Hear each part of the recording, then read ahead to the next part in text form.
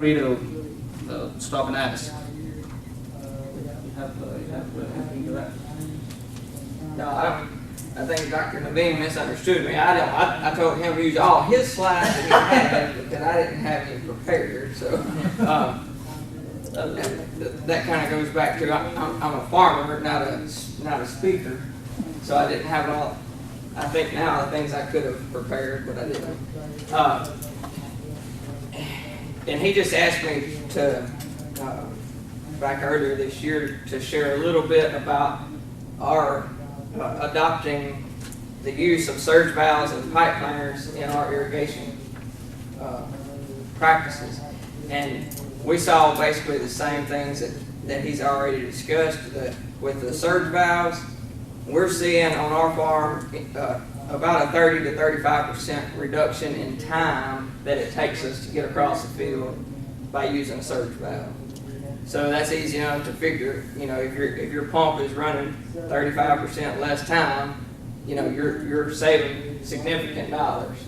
Not only that, not rocket science, but walking the field after irrigation with a surge valve versus not having a surge valve, you're getting a lot better penetration with the surge valve.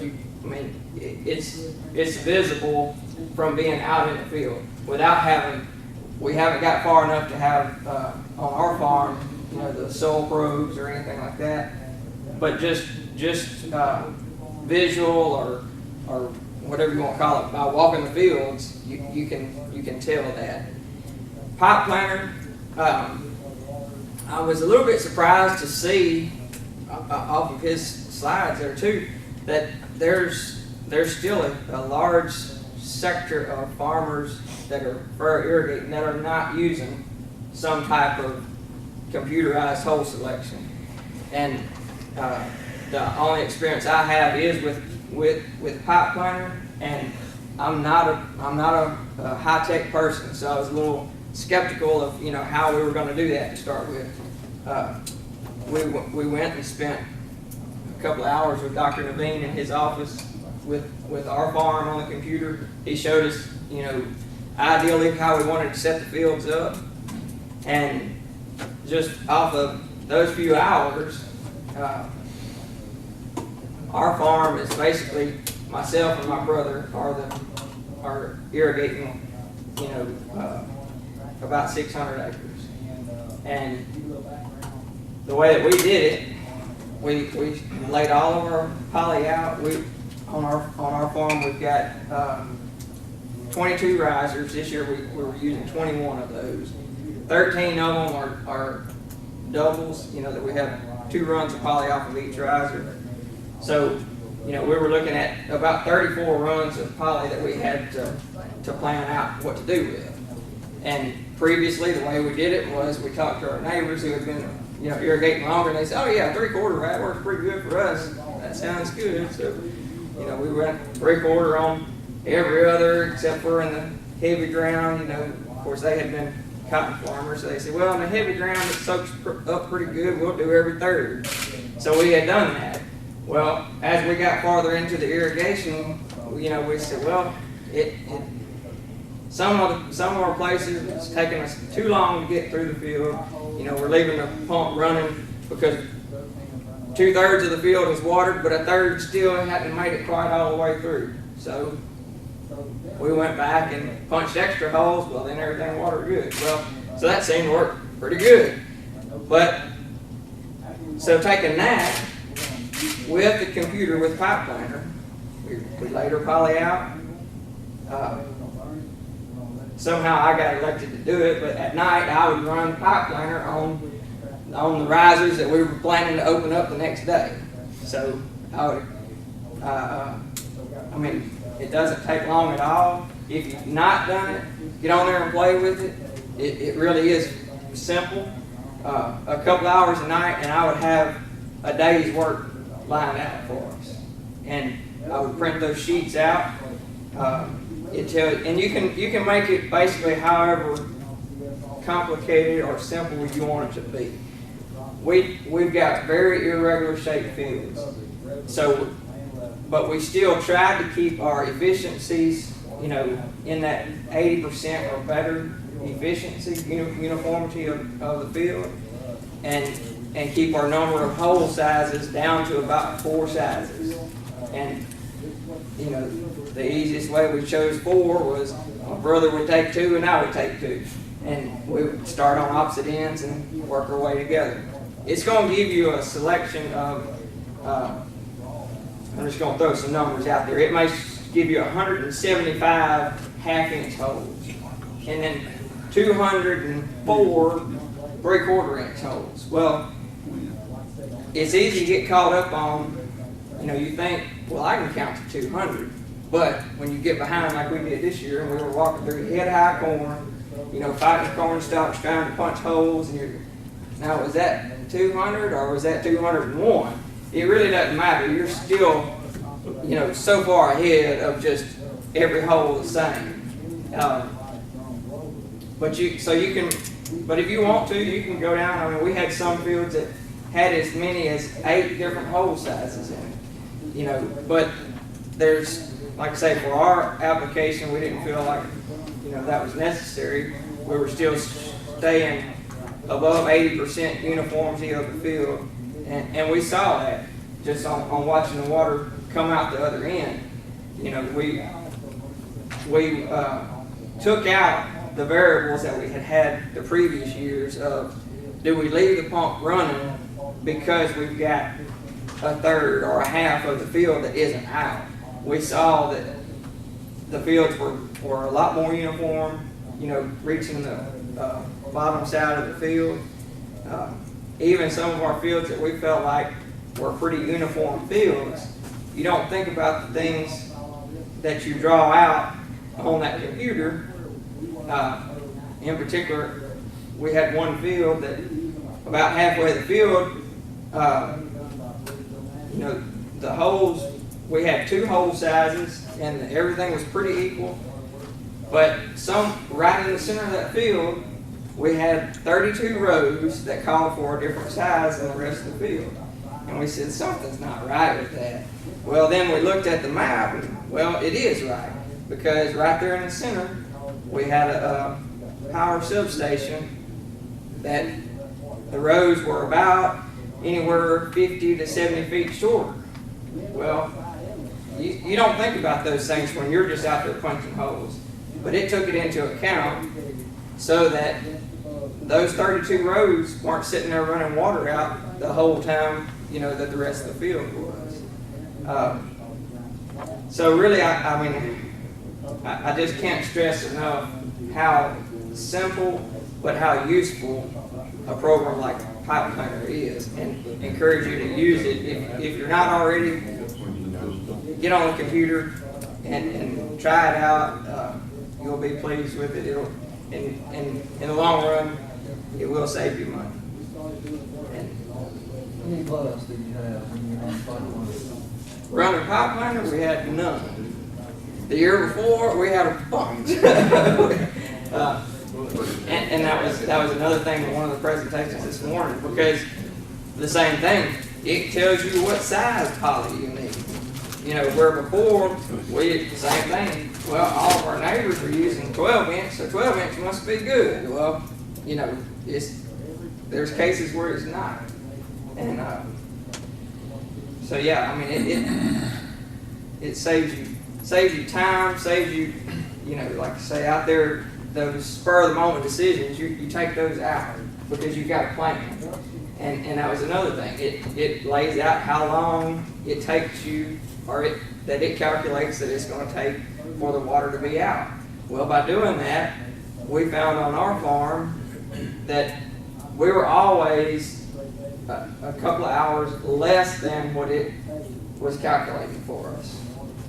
In doing that, if you're leaving your pump running 24 hours a day, well, when you leave the farm that night, you can try to go through and have the sets open that are going to need to run for 10, 12, 14 hours, so that through the night, it's running in the field rather than running out in the tail ditch until you know, make it back to the farm the next morning for whatever, you know, And you know, you have the best of attention. I'm gonna be there at daylight, and then first thing that happens, you know, the baby doesn't sleep at night, or truck's got a flat or something, and you don't make it there at that time. Well, if you've given yourself time on those risers running, that you've got time to be there, and know that it's not going to be running out.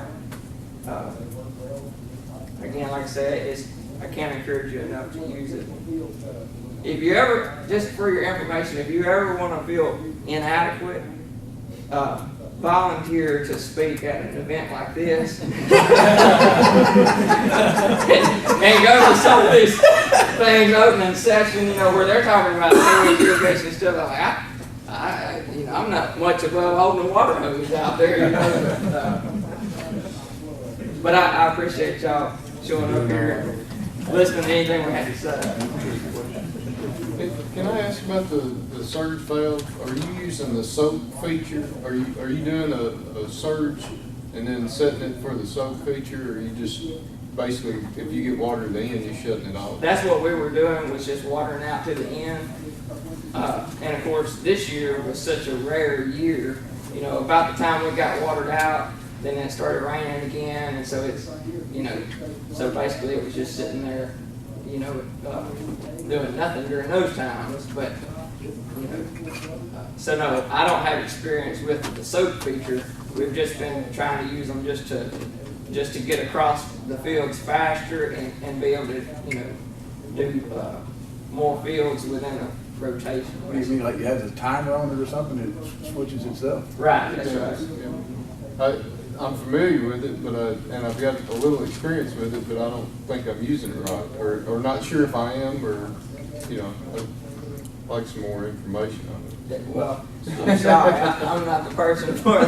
You know what I'm talking about that? So typically you're going to use the soak cycle on a surge valve when you have a soil that doesn't infiltrate very well. So if you have a cracking clay, like a sharky clay, very heavy soil, or a crusting silt loam, that your infiltration isn't always there, you're going to use the soak feature on the surge valve. And that's where a soil moisture sensor, even just one set placed somewhere in that field, will give you that feedback of whether you're infiltrating and whether you need to soak it with the surge valve. Preferably on the tail ditch end, I would say, you know, in the field, but not, you know. So we normally recommend about a half to 2/3 of the way down the field, somewhere in the middle, and that can change depending on your soil type. So you want to probably put it in the predominant soil type of the field. There's different things that go into where you would place it. Even the technology, like if you're going to use telemetry, it doesn't really matter. You can put it in the middle of the field and forget about it. You're accessing it from somewhere else.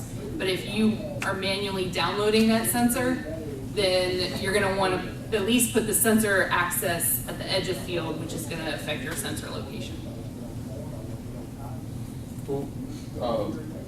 What about the surge cycle? So that, you know, the first time I water, let's say it tells me it's 24 hours, and well, you know, that's pretty close, and it does that. The second cycle, or you know, the second watering time, wouldn't that be shorter because the furrows have been made, the water's gotten down?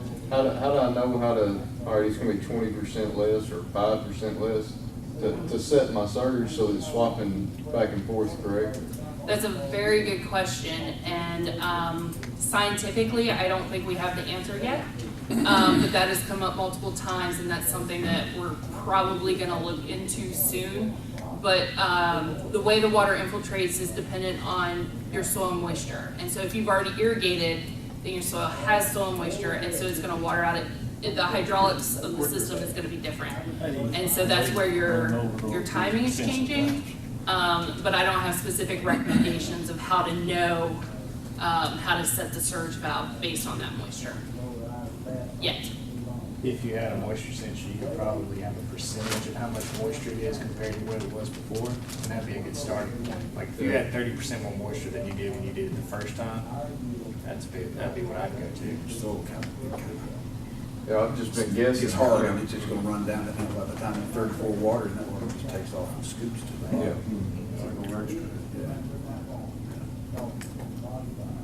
But you're already ahead of the game because you're using surge valve at any point. Okay? Because you are saving that 30% or so, at least on that one watering, if not, throughout the rest of the year, whether you're doing the soak or not, but so there's things like that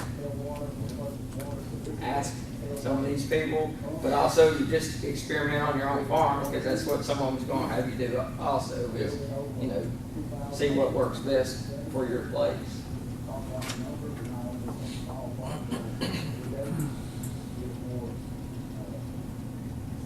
Any more questions, gentlemen? When we're gonna come up with a stop? A tractor comes up that valve and don't run over one and fence it back. Great question. If you would come up with that, you wouldn't have to worry about those valves anymore. They run over enough on them as it is.